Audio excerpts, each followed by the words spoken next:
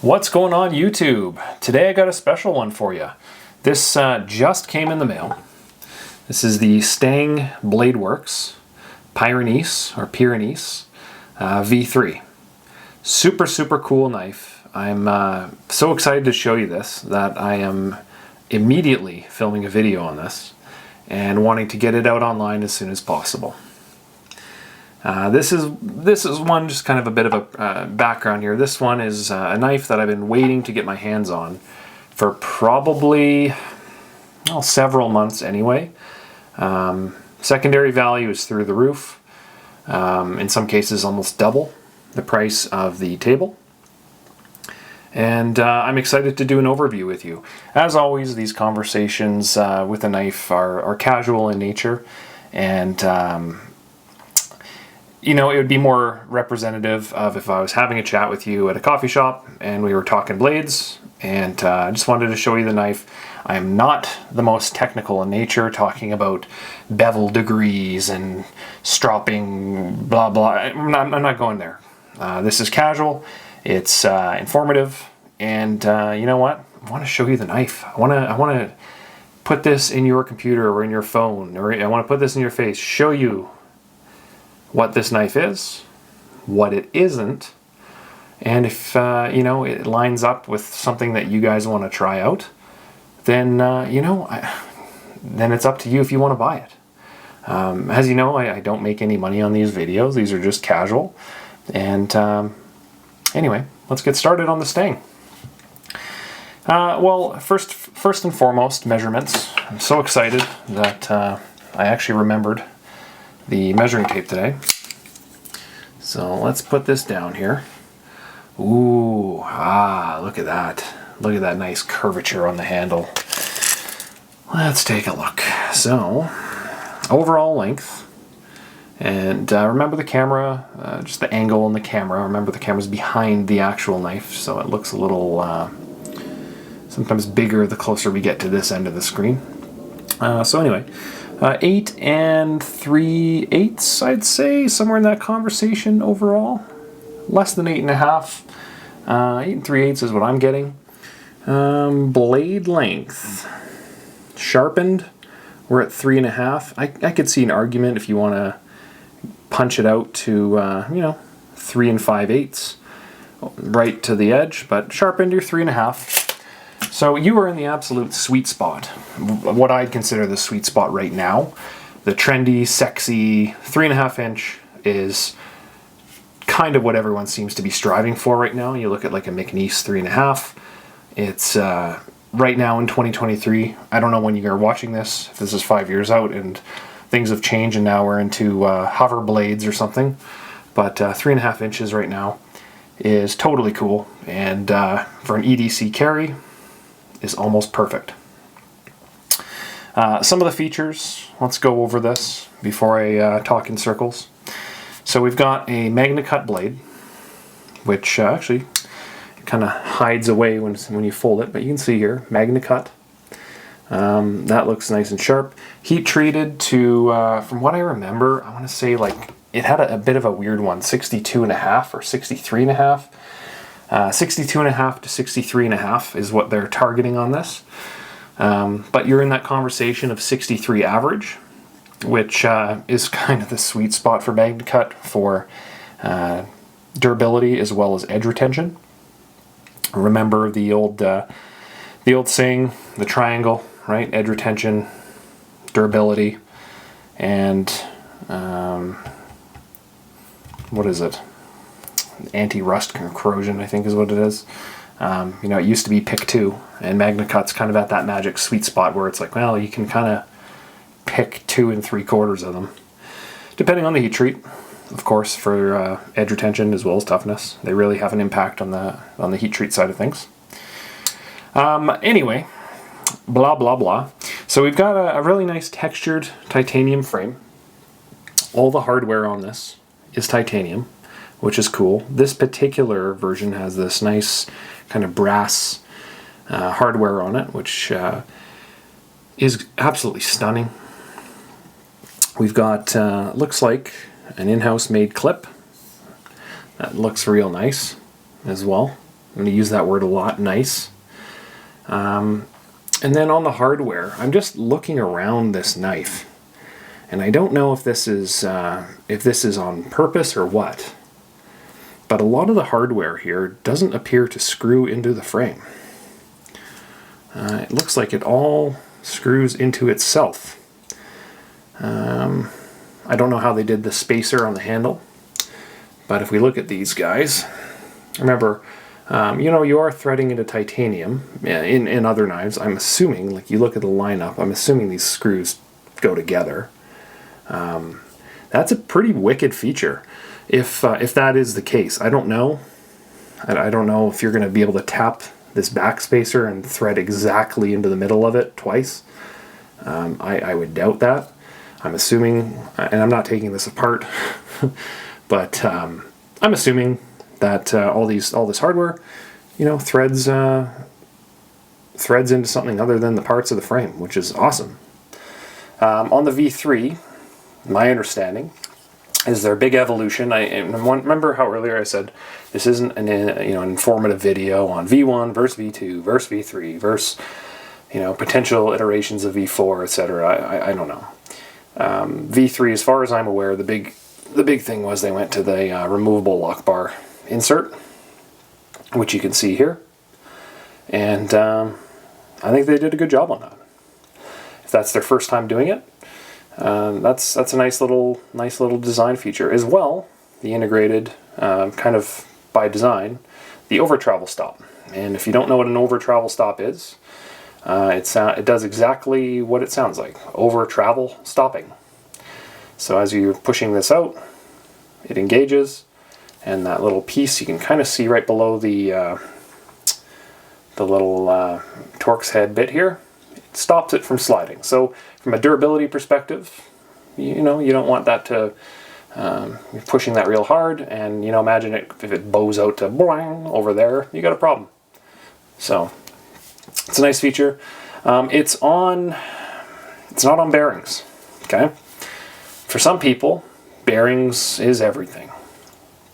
I would kind of put this knife, based on the design, the size, how it's built, it's a real tool knife.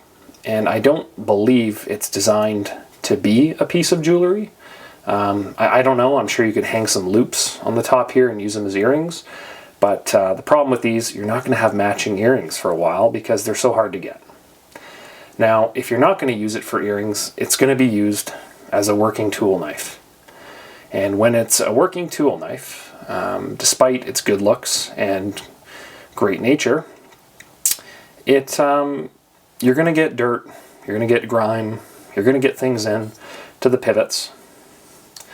And bearings aren't necessarily the best long-term solution for that. I'm not saying you can't do that, you can't use bearings for that. I'm saying that from a long-term perspective, washers are the way to go.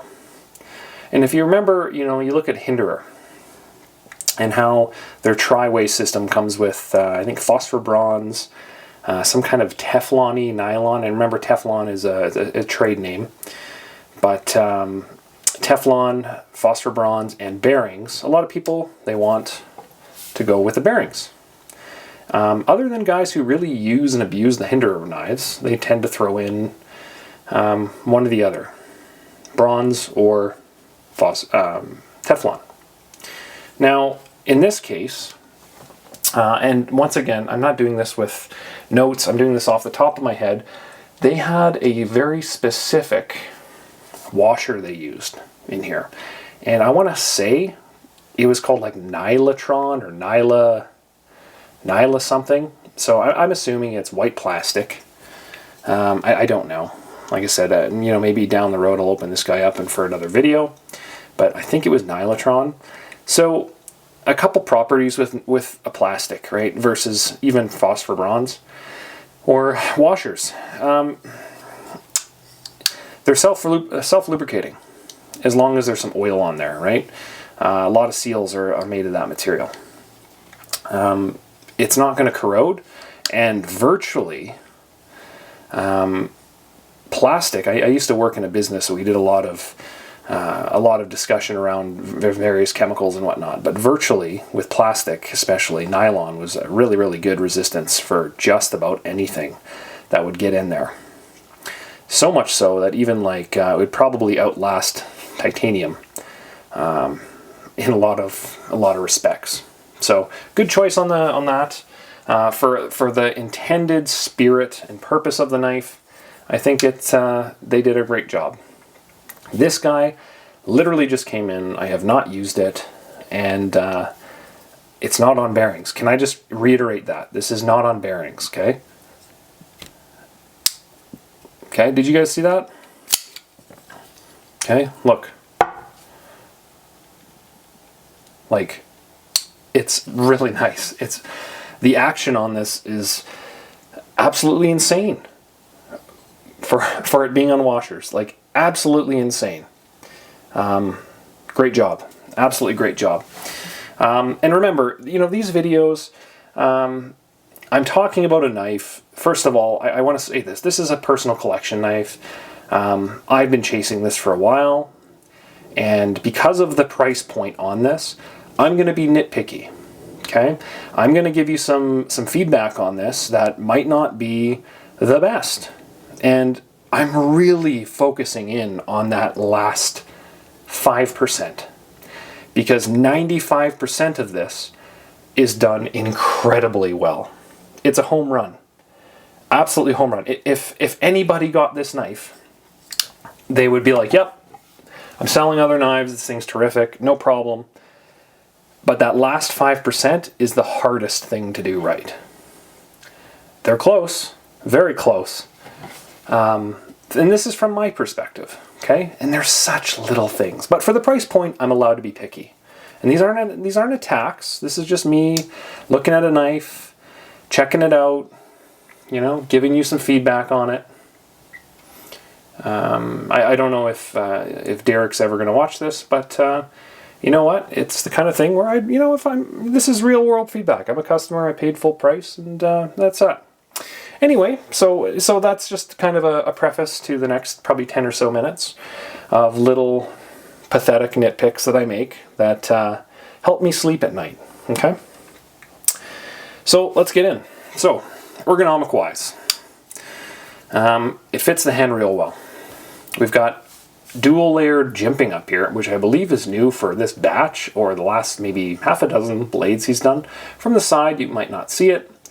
From the top, you'll definitely see we've got two different types of jimping. And I believe it didn't used to have jimping here. So that used to be smooth. And then up top, so that tells me that's where they want you to be perched on it, which absolutely you can, both in a couple different positions. So if you look at this blade, it's almost got two spots that you can kind of hold in the handle here. So one is when you're going to be holding over top of the lock bar like that, and it fits great. And it almost forces you to want to use this early jimping, or the lower jimping, the JL and JH, jimping low, jimping high. It kind of, when you're kind of in your hand here, you definitely lean towards that spot. But if you look under the hardware here, it's nice and smooth. It's nice and comfortable. There's a seat at the table here, and maybe mom's serving your favorite homemade spaghetti and inviting you in to spend some time up here below the pivot. So when you move up to the front here, you can kind of take your whole hand, slide it up, and lo and behold, it's comfortable as hell. And now you've got a second point for finer cutting details. And look at all this, look at this room on the back here. I've got extra large gloves. I could have 6 fingers and still have room on the back of this thing in the forward position. And that's with a 3.5-inch blade. This isn't a 4.5-inch blade. I've got tons of room. Even when I'm slid back, I still have room. As much as I'd say like a Shirgorf Neon. Ergos are great. And I had heard from some friends that ergonomics on, I think I had feedback on the V1. They were left a little unimpressed, and I was a little worried when this showed up, and until I put it in my hand and I go, you know what? This is great. There's absolutely zero issues here, and they've definitely made some improvements. Okay, now that's great. I don't know which I prefer, but I definitely see the forward choke being real comfortable, and it kind of reminds me in a little way. It's a whole different knife, guys. But if we look at like an Oz Rosie, you can kind of see how you do have that same. You know, if you want to hold there or if you want to hold up here, it kind of gives you that same option. And this is not an Oz Rosie. They're not comparing the two. I'm not comparing the two, but it's, I would say, at the same level of work and machining and quality as a Rosie. And that is incredibly difficult to achieve. Like, this is a one-man operation in a shop in Alberta. This is a tried and true precision guy that started doing bars. Great knife. Love the Rosie. But it gives you options, and I love that on the handle. So if you like multiple options, you know, I'm digging this. I'm really digging this. So that's cool. If I'm nitpicking this handle, I'm kind of wondering, if you're looking at the handle, why we've got such a nice swoopy cutout here, such a nice swoopy cutout to the back, which, you know, in previous videos I've said I like this. I don't like the tail off. I like that it flattens out. I'm kind of wondering why it's not as ergo smooth up here. It's not bad, guys. Remember, this is the 5%, and it's not bad at all, and very good. I feel like I could just like fine cut some onions or something, but I'm not in the kitchen, so I don't do that, and I'm a man. So the dual jimping's super cool. Love it. That's interesting. I don't know why they did that, but I'm guessing for that, or maybe a front flip. I bet you could front flip this. I'm not going to do this right now, but I'm looking at that tab going, I bet you if I yank on this, yeah, I bet you guys do that. That wouldn't shock me. Yeah. You know what? Sometimes these design choices they're kind of accidental on purpose, and it's kind of like, hey, if we just do this, maybe it helps our customers do that. I don't know, but I'll tell you what, I'm guessing for ergos, that's definitely not a bad thing, but the fact that you can kind of fling it out like that, I'm sure that might have part of it, something to do with it. Anyway, ADHD aside, let's keep rolling. So, ergos, love it, great. On the back end, as I mentioned earlier, if you want earrings or a lanyard, we've got a spot for that. Real nice. Drilled right through the spacer, right through the frame. That's going to be solid. It's not going to get in the way of the clip as well and the execution of that.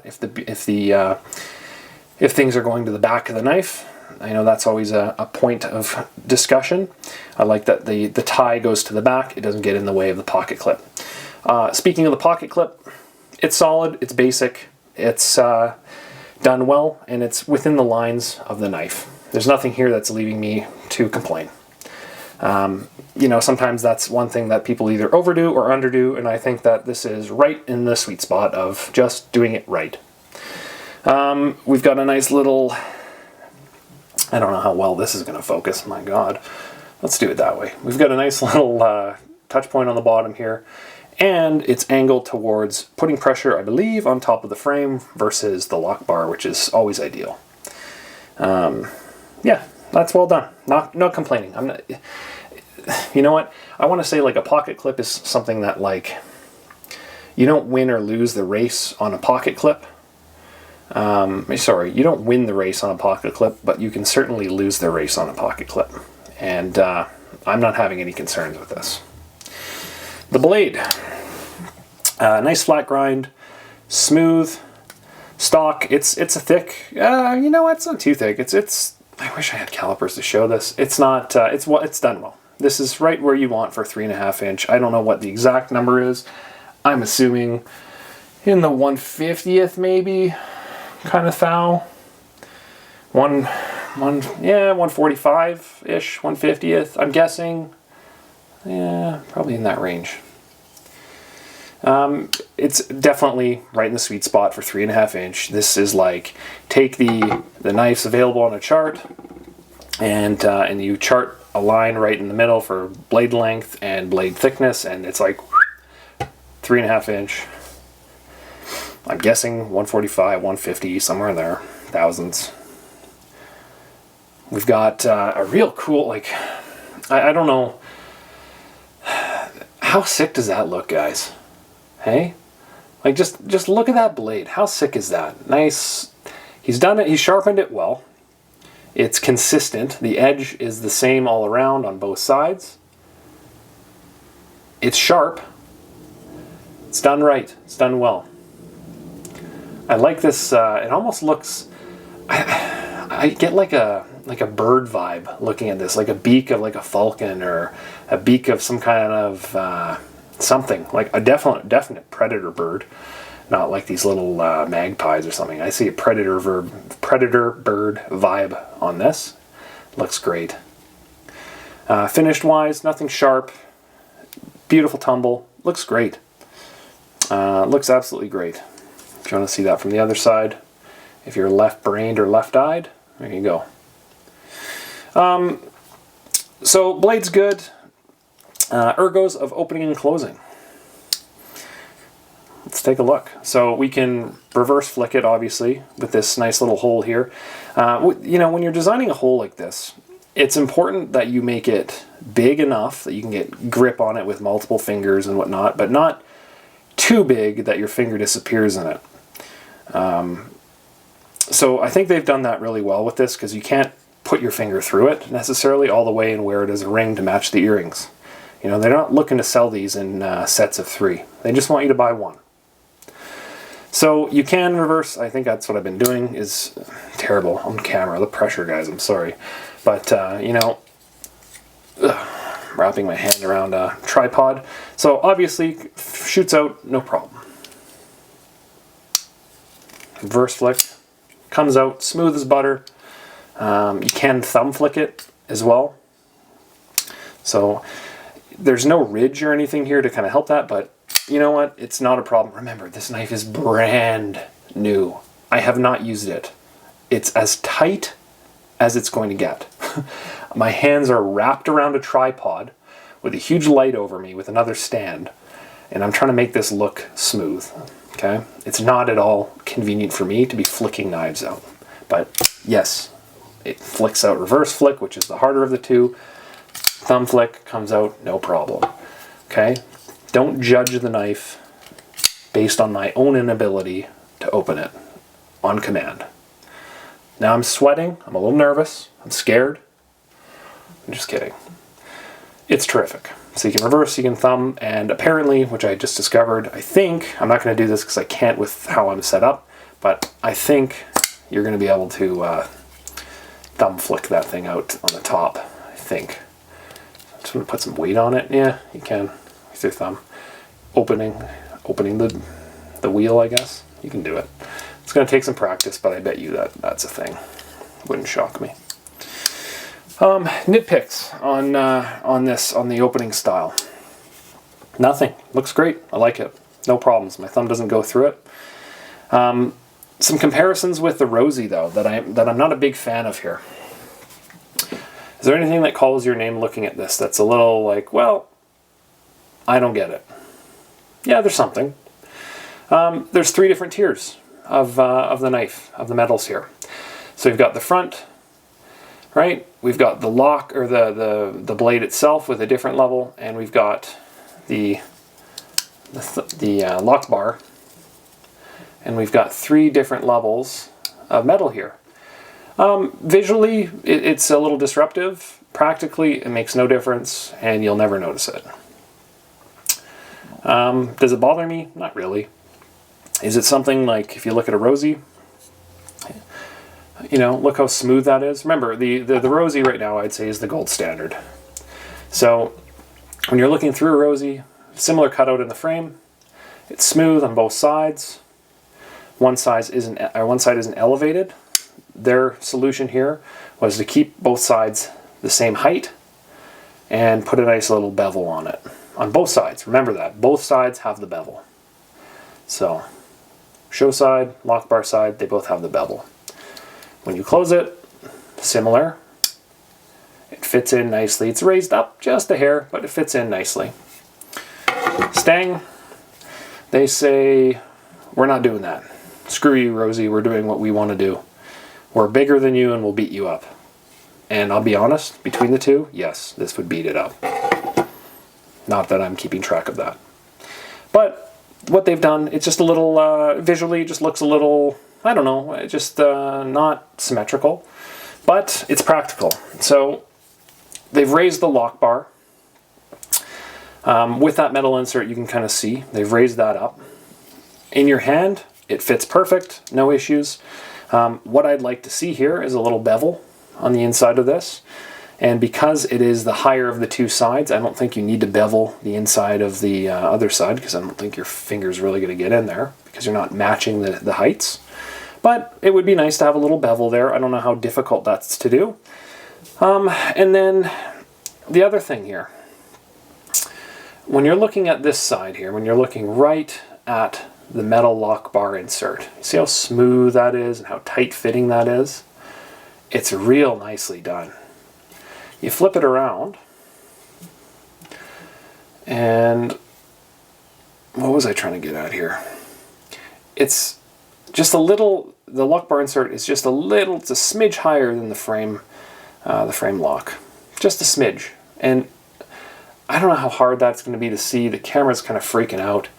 It's later in the day, but it's just a smidge higher. And that's not a bad thing. It's just one of those things that you do notice. On the Rosie, well, personally, you don't even have that feature there, so that shows me that I don't know what I'm talking about.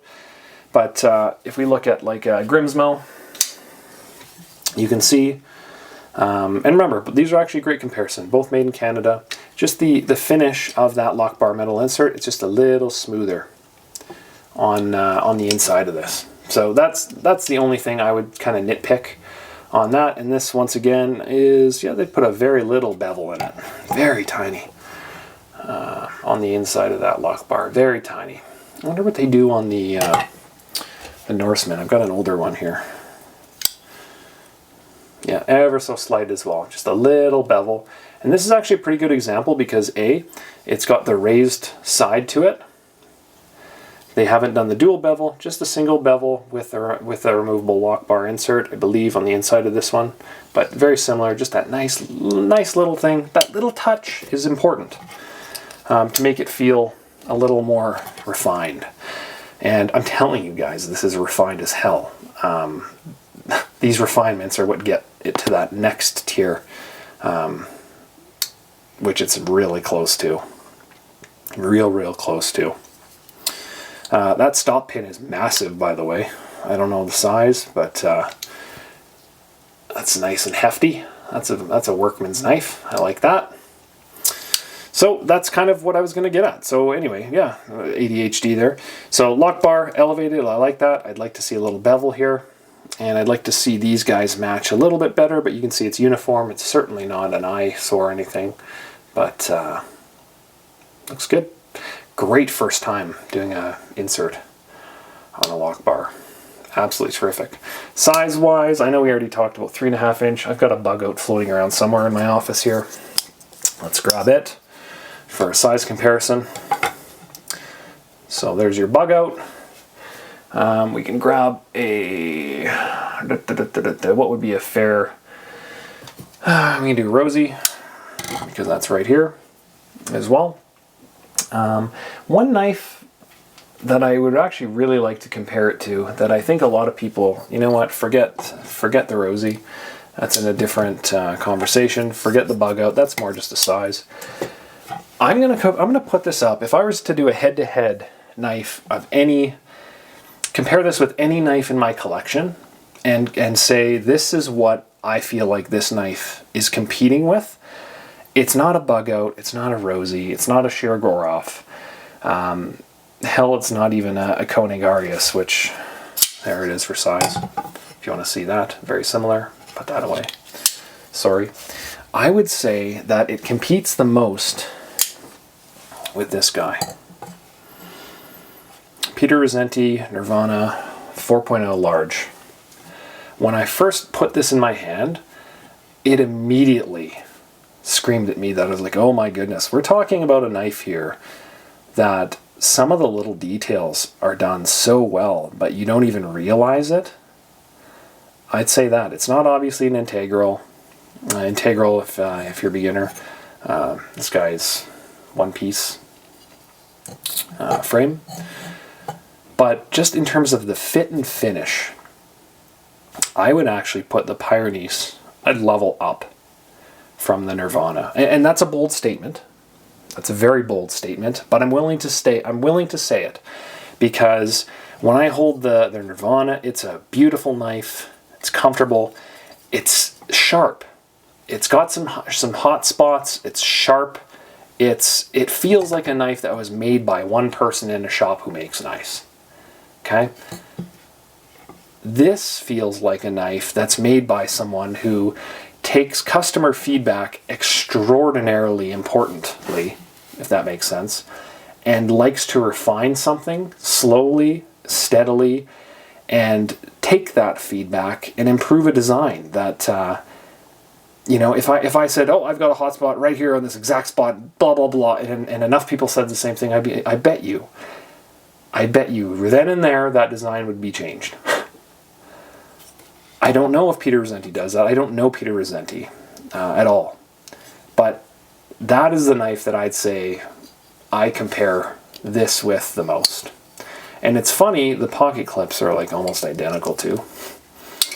And I don't think that has anything to do with it. But that's funny. That's funny. So that's my little life lesson for you today. Is I'd say this knife is very Rosenti-esque. So, takeaways. Well, love the fact that it's MagnaCut. That is cool. Love the fact that it's all titanium hardware. I love that the hardware doesn't screw into the frame as far as I can see. It looks like it all goes into either other hardware or other replaceable bits, a la the lock bar insert. The touch of copper is awesome. The dual bevel on the blade, I'm digging. I think that's so cool. Or the dual jimping, sorry, remember, high-low. I love the Predator vibe that I get off of this. It looks like a bird swooping down to kill a Rosie. We've got a very light lockup, which is, 10-15%, which is perfect. Super nice feel to that lock bar. Other than I'd like a little groove cut into it, just to smooth that area out a little bit. And then I didn't even show this, and it's going to be hard, but inside the frame here, we've got Made in Canada, and I think a signature on the knife. Hopefully you can see that. See the little Stang signature?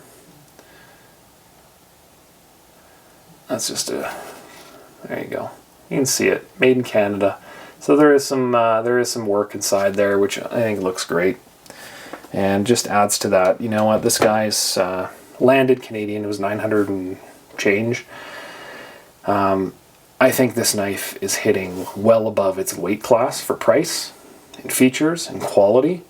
And I think the biggest problem that this knife is going to have is going to be maintaining the quality and the value you get as they scale up.